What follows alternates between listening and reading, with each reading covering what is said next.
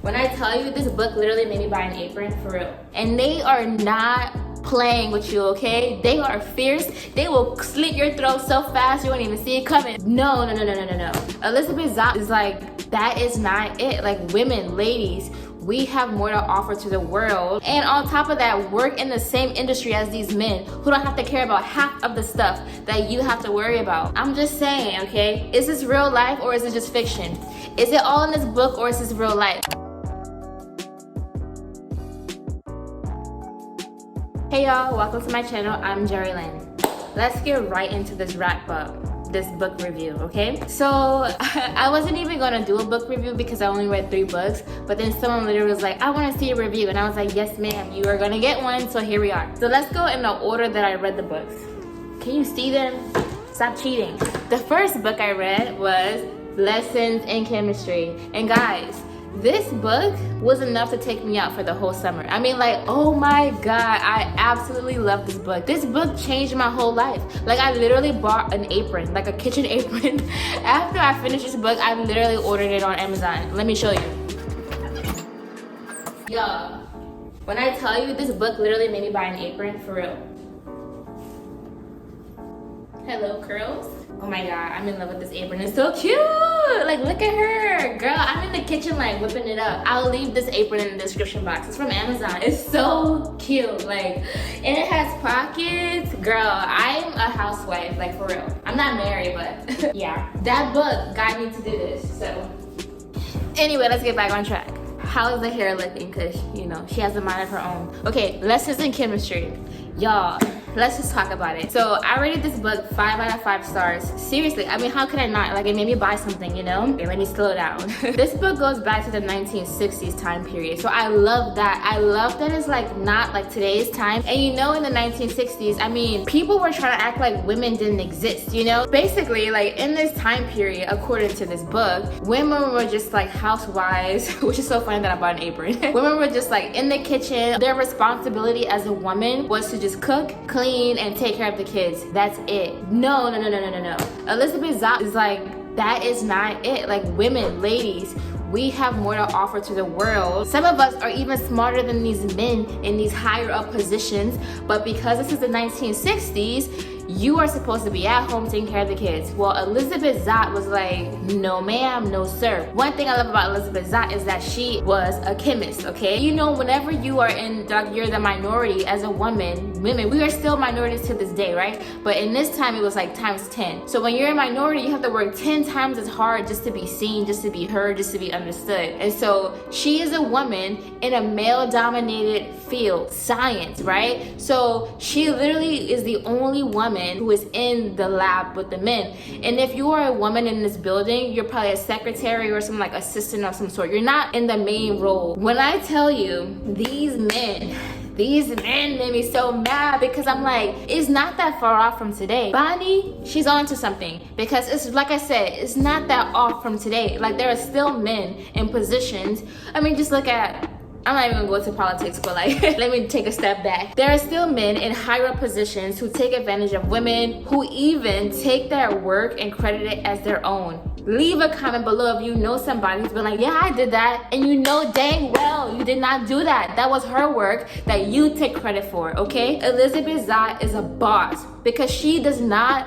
let up. She does not let people walk over her. So she's like strong feminist, obviously, right? And so she goes and she meets this guy whose name is Kelvin. Kelvin is also a chemist, but unlike all the other men, Kelvin has a brain, okay? They're all chemists, but Kelvin saw something in Elizabeth Zott that she didn't even see. They had this chemistry, you know, wow.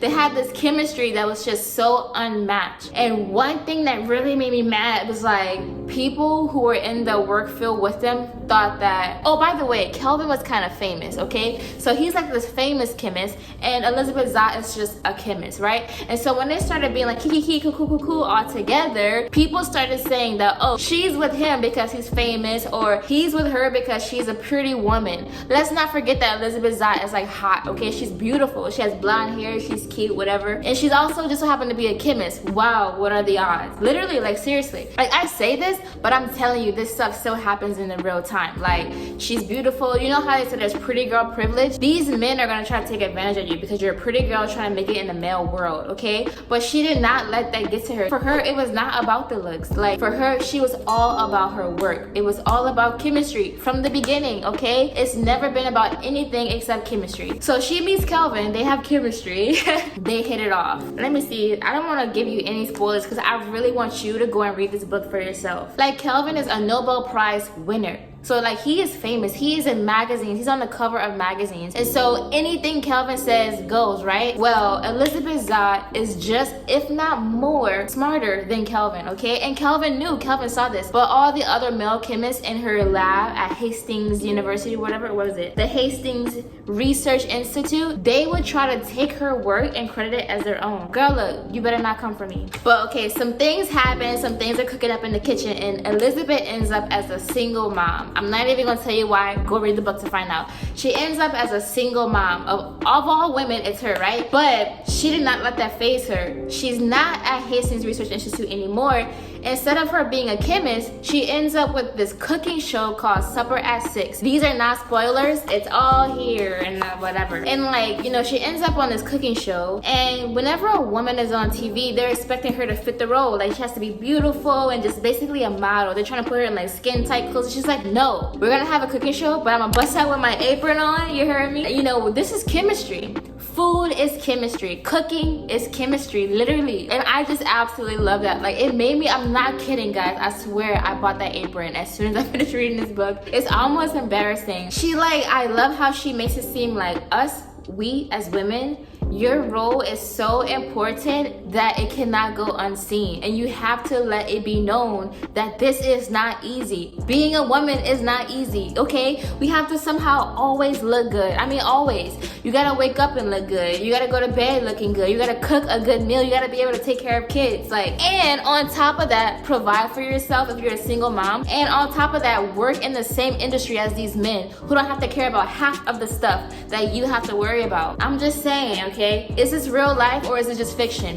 Is it all in this book or is this real life? Leave a comment below. I'm telling you, everyone should read this book, even men, okay? But what I love about Elizabeth Zott is like, whenever her life turned around and she ended up on this cooking show, it's like, how did she end up there? Read the book. She ends up on this cooking show, and instead of her like letting that deter her, she used her platform as a means to connect to women. So she's on TV every night at 6 o'clock, Supper at 6. Every night at 6 o'clock, not only is she teaching them how to cook a good meal, and she's explaining it through chemistry, but she's also standing up for women, saying, women, hold up. Living, oh my god, I just flipped to like a random page, right? And like, this is something, I don't know if it's a spoiler, so skip ahead, I don't know. I'm just reading you like a sentence that I love about how she talked about being strong, but also using chemistry. Literally, she said, exciting news, she's on TV, right? Today, we're going to study 3 different types of chemical bonds: ionic, covalent, and hydrogen. Why learn about bonds? Because when you do, you will grasp the very foundation of life. Plus, your cakes will rise. It's like, literally the whole book is like that. She's giving you science, but then she's like, also this. And one thing I love about Elizabeth Zott, like, she refused to say salt. She just calls it sodium chloride. So now I add a little bit of sodium chloride, and then people are like, I wish you would just say salt. The men are saying that. The women are like eating it up, like sodium chloride. Yes, ma'am. Teach us these big words. Oh my God, here's another one, and then I'm gonna go on to the next book. So like, she opened up the floor for questions for her guests. And then some woman like raised her hand and was like asking, she's like, I'm Miss George Phyllis from whatever. I'm 38 years old. I just wanted to say how much I enjoy your show. I can't believe how much I've learned. Some sort of reaction happened with the food, right? And then Elizabeth was like, oh, what kind of medicine do you study? And then the lady was like, oh, I'm not a doctor, I'm a housewife. And then Elizabeth said, there isn't a woman in the world who is just a housewife. What else do you do? And she's like, nothing. A few hobbies, blah, blah, blah, blah, blah, blah. And she said she has 5 boys. Elizabeth asked the lady, what did you envision yourself being whenever you were growing up? And she was like, a loving wife and mother. And Elizabeth like, no, but for real, like, what did you want to be? And then the lady was like, an open heart surgeon. The room filled with silence, right? She was like, no, I was just kidding. And then Elizabeth was like, no, it's never too late to go and try something new. Boom, okay? She said, I can't. Elizabeth said, why? And then the lady was like, because it's hard. And then Elizabeth goes, and raising 5 boys isn't? Girl, you can raise 5 sons, but you can't go back to school? Like, who told you that? Who told you that? It's like that J. Cole, like, do y'all know J. Cole, the rapper? I would never forget how he was like in an interview with someone. He was just looking at them like, who told you that? So as a teacher, I use it on my students all the time. They're like, Miss, we can't do something, blah, blah, blah, blah. Or they would just say something. I'm just like, who told you that? And it makes them stop and go like, who told me this? My mom. And there's one thing, like every month I write a quote in my journal of like how I want to, like the mindset that I want to have to start off the month. And I read this book the first week of June, and one quote that I wrote, literally, here's my bullet. I'm just trying to like fact check myself, because I feel like, you know, I'm not making this up, and I want you to know like I'm for real. So let me go to my June month for my bullet journal. This is like low-key, you're dipping into my life, but whatever. I kind of want to show you how this book really had this effect on me. So here's my June area. And I wrote a quote from Elizabeth Zott. It says, whenever you feel afraid, just remember, courage is the root of change, and change is what we're chemically designed to do. This is what Elizabeth Zott told this to the audience, because the lady was like, I'm just afraid, I want to go back to school, but I'm afraid. And she said, whenever you feel afraid, just remember, courage is the root of change. And change is what we're chemically designed to do. We're supposed to change. We're not supposed to be the same from when we were born up until we die.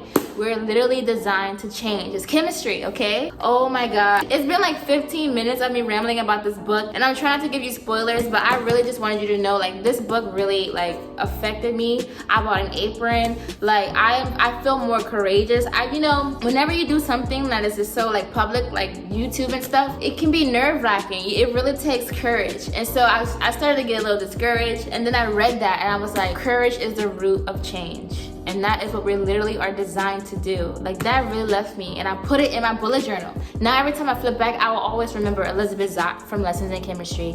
Guys, if you haven't read this book, what are you waiting for? Like, I think it won the award for best, what's it called? Best debut novel of the year. Like, it's proven. Read the book, I'm telling you. Now there are some iffy reviews on Goodreads because some people are like, oh, whatever. I don't know. Like, I don't even know, if you're a woman, why would you complain about a woman who is trying to stand up for women? I don't get it, but whatever. To each their own. Okay, let's move on, because I can talk all day about that one. The next book I read, Daughter of the Siren Queen. Now, oh my God, I rated this book like 4.5 stars because the whole first half of the book, like for real, was so good. I read this book pretty quickly because the beginning was just so good. But then when it got to the end, some annoying, stupid stuff just started happening that shouldn't have happened. Like, if that wouldn't have happened, the book still would have been good, you know? But it was just like, I don't know. I was like, are you trying to make the book longer, or like, what is this about? But basically, this is a series. This is the second book of the series from Daughter of the Pirate King. Alosa is the main character, and now this is like a continuation of the first book, so go watch that wrap-up video if you haven't seen me talk about that book. I loved it, absolutely loved it. In this book, I liked it too. I don't know what it is about this month, but it was like girl power heavy. Like, this book is also like female strong, because Alosa is a girl pirate, okay? That's already like, what? Like, she's a female pirate, and not only any female pirate, she is the captain of her own ship. So she has her own pirate ship, and everyone on the ship is a woman, is a female. So it's like women that she found along the way. And you know, in this time period, I don't really know when this is happening, but it's like during the age of pirates apparently. So in this time period, women, just like in the other book, are just seen as like, oh, you're supposed to just take care of kids, you're not even supposed to be a pirate. Like, most people who are pirates are men. Well, you have a whole ship of female pirates, and they are not playing with you, okay? They are fierce. They will slit your throat so fast you won't even see it coming. Like, I'm serious. Like, they are like divas and they are really smart. And because men don't expect anything of them, they just like immediately get them because, you know, whatever, underdog type of thing. I can't say too much about this book if you haven't read the first one, but basically we find out some dangerous things about her father. Her father is so messed up. Like, I mean, this man is so messed up. Like, you don't really see that from the first book, but once you get to the second book, you realize this man is messed up, what he was doing. And like, Alosa is his daughter, and she was just like a faithful daughter. She would go to bat behind her dad. Basically, her dad would be putting her on these dangerous missions because he knew that she would always prevail. The first book actually is about how he sent her on a ship of the enemy to go get this map because he trusted her that she would be able to get it. She got herself locked up on purpose by the enemy, but the enemy thought they got her, but it was all part of the plan, blah, blah, blah, blah. This is not a spoiler because it's on the back of that book too. But long story short, in real life, like, you go through life thinking one thing, and then all it takes is for like one person to put a little bit of doubt in your head, especially about people you know. Like, did you know that blah, blah, blah did this to you? And you're like, what? And then it makes you start thinking more and more about maybe he is messed up. Let me go try to like find out for myself. Boom. Everything you thought you knew, you don't know. Which is why I love this book, because I'm like, oh my God, like what? But then also, this book is really spicy with the romance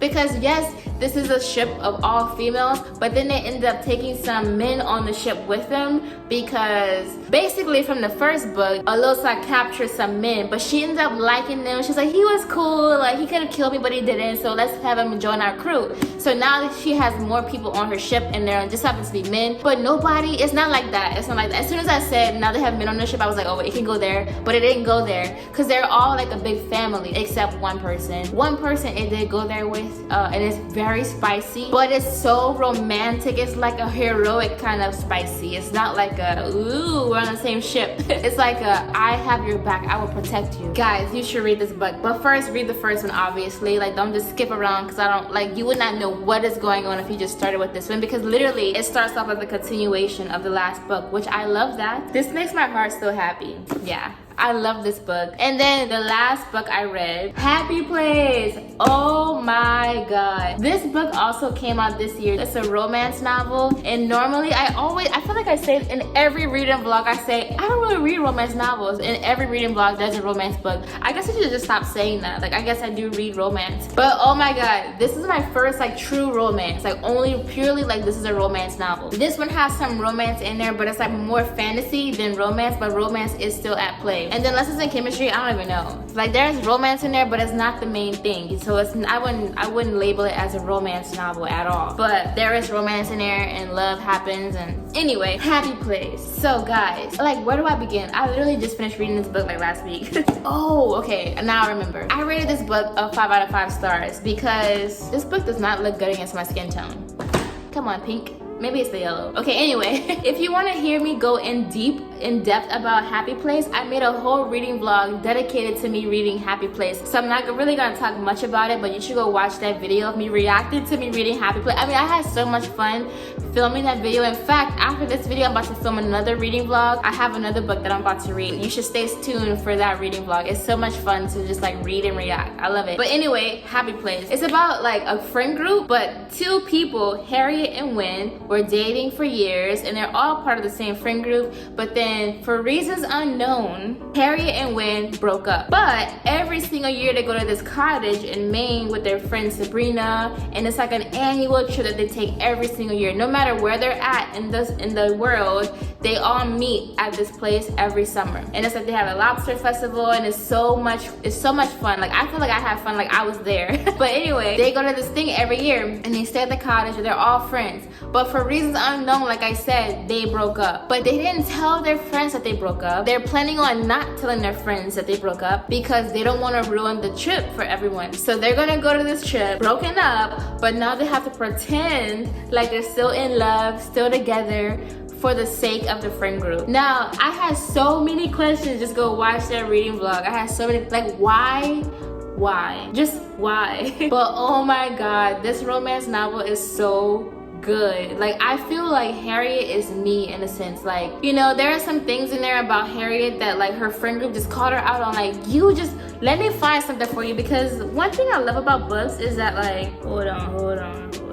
Oh my god. So like stuff started like getting spicy and like things blew up. And like one thing that the friend group said about Harriet that really struck a chord with me was her friend was just like describing her so easily. She said, what did she say? Where is it? You know, this is sad because this is a huge friend group, and like they, like I said, they all live all over the world, and so they really have to put in a lot of effort to make it work, to meet up again. But there is one friend who plans the trip always. Her name is Sabrina, and their friend group was like getting in an argument. They were arguing about something that I cannot tell you because that would be a huge spoiler, but you need to go read this book, okay? I'm not gonna lie, this really struck a chord with me because since I moved to a different state, it really is a lot harder for me and my friends to hang out. We always talk about this. We are always like, man, it's always hard to get like 5 adults to be available at the same time. Like, it's nearly impossible. You have to really like plan this way out in advance for everyone to be free at the same time. No matter how much you love each other, sometimes life just keeps happening and you're busy or you have work, or like